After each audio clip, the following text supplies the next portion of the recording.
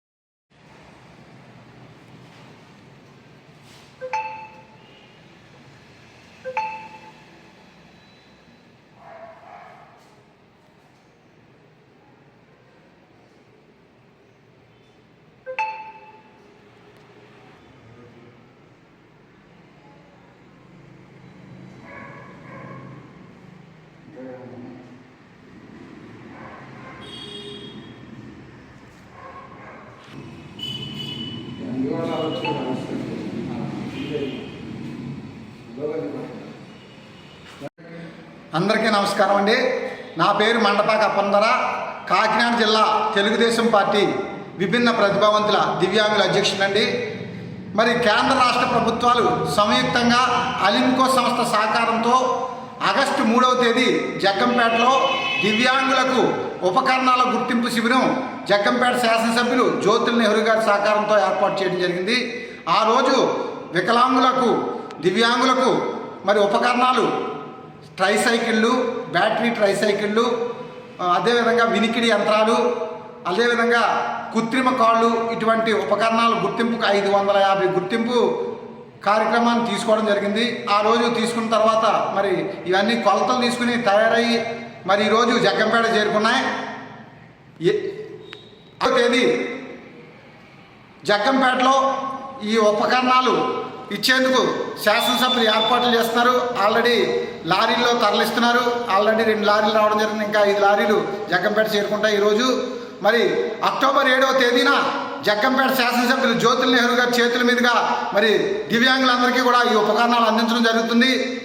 శాసనసభ్యులు జ్యోతుల నెహ్రూ గారు గెలిచిన నెలలోనే ఈ కార్యక్రమం తీసుకున్నారండి.